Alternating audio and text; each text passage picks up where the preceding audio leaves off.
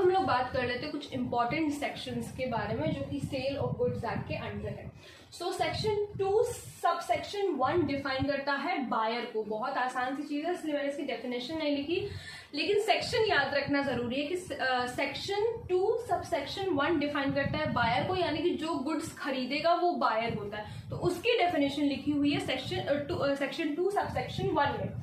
फिर section 2 sub section 13 define करता है सेलर को, यानी कि जो बेचेगा उसे हम लोग सेलर कहेंगे। तो उसकी डेफिनेशन लिखी है सेक्शन 2 सब सेक्शन 13 में। और यही दोनों पार्टीज होते हैं कॉन्ट्रैक्ट के, भाई बायर और सेलर ही होंगे तभी तो सेल होगी ना गुड्स की।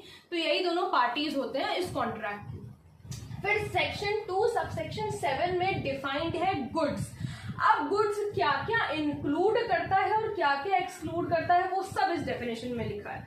तो एक निचोड़ है कि क्या क्या इंक्लूड करता है और क्या क्या एक्सक्लूड करता है। पहले हम लोग ये देखते थे कि क्या क्या एक्सक्लूड करता है। इमूवेबल प्रॉपर्टी एक्सक्लूड करता है। इमूवेबल प्रॉपर्टी का मतलब क्या होता है कि जो चीजें, जो प्रॉपर्टी जमीन से जुड़ी हुई है वो गुड्स में नहीं काउंट करी जाएगी। जो चीजें जमीन से जुड़ी, यानी कि जैसे लैंड है, प्लॉट है, किसी का घर है, तो ये सब इमूवेबल प्रॉपर्टी, घर उठा करके आप नहीं रख सकते, तो उसे हम इमूवेबल प्रॉपर्टी कहते हैं, जो कि हम एक जगह से दूसरी जगह मूव नहीं करा सकते। सिंपल सी भाषा में उसे हम लोग कहते हैं इमूवेबल प्रॉपर्टी। तो वो एक्सक्लूड किया गया है गुड्स की डेफिनेशन से। एक्शनेबल क्लेम्स, डेप्थ या प्लेज, या फिर मनी या currency.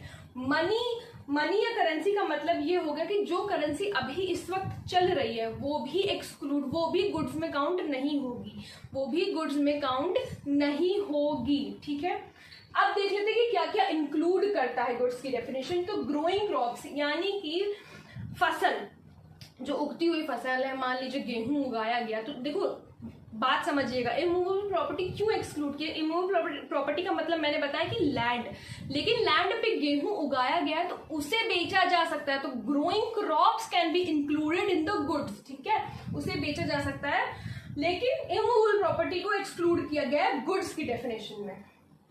Then standing timber, grass को भी बेचा जा सकता है। ओल्ड करेंसी, अब यहाँ पे आप लोग को लग रहा है कि मैं कह रही हूँ कि एक्सक्लूड किया गया है, ध्यान से समझिएगा, ओल्ड करेंसी लिखा है। ओल्ड करेंसी का मतलब ये होता है कि मान लीजिए जैसे किसी को शौक है करेंसी रखने का, पुरानी जो चल नहीं रही है अभी तो पुरानी करेंसी रखने का, तो उसका भी बाय और सेल होता है, उसको भी लोग खरीदते हैं और उसको भी लोग बेचते हैं। जो करेंसी अब नहीं चल रही है, पैसा देकर के लोग उसको भी खरीदते हैं अपने शौक में एक कलेक्शन बनाने के लिए, तो वो भी गुड्स में इंक्लूड होता है। Water, gas, electricity, goodwill, shares और स्टॉक, ये सारी चीजें गुड्स में इंक्लूड होती हैं और ये एक्सक्लूड होती हैं। ध्यान से इसे जरूर नोट कर लीजिएगा, बहुत बहुत बहुत ज्यादा इंपॉर्टेंट है। अब बात करते हैं सेक्शन 2 सब सेक्शन 6 के बारे में, जो कि फ्यूचर गुड्स को डिफाइन करता है।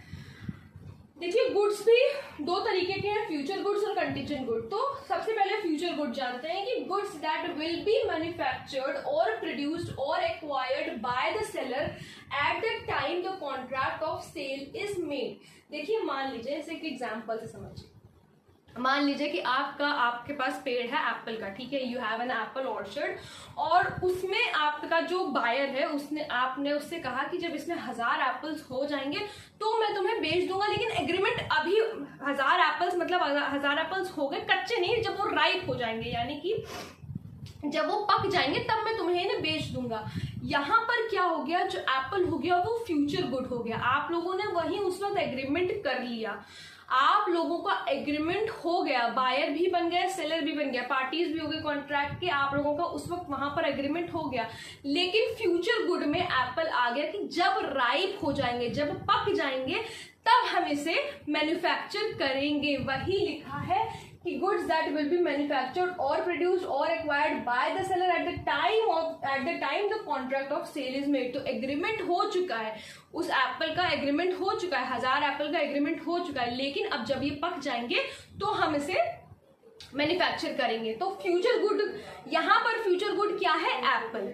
अब कंटीजेंट गुड समझिए, सब type of future good, this is ये डिफाइंड नहीं है, ठीक है, सब मतलब सेक्शन में डिफाइंड नहीं है। तो सब टाइप ऑफ फ्यूचर गुड्स, ये भी एक सब टाइप है फ्यूचर गुड्स का। कंटीजेंट का मतलब हम लोगों ने क्या पढ़ा है, हम लोगों ने जैसे कंटीजेंट कॉन्ट्रैक्ट पढ़ा है, तो उसमें हम लोग क्या देखते हैं कि अगर ऐसा हुआ तो ऐसा होगा, मतलब अगर ऐसा हुआ, अगर बारिश हुई तो मैं तुम्हें पैसा दूंगा। ऐसे हम लोग ने पढ़ा है ना कि अगर उसका घर जल गया तो मैं तुम्हें, मतलब जैसे इंश्योरेंस के कॉन्ट्रैक्ट्स होते हैं कि अगर भाई घर जला तो पैसा दूंगा, अगर एक्सीडेंट हुआ कार का तो मैं उसका पैसा दूंगा, इंश्योरेंस कंपनी वाले कहते हैं। उसी तरीके से कंटीजेंट गुड्स भी हैं। तो समझिएगा, these goods are a part of sale contract that has some contingency clause in it. अब कंटीजेंट गुड का एग्जाम्पल क्या हो सकता है कि मान लीजिए आपके पास एप्पल का ऑर्चर्ड है और आपने उसमें से 1000 एप्पल बेच दिए, लेकिन अभी एप्पल प्रोड्यूस नहीं हुए हैं उस ऑर्चर्ड में।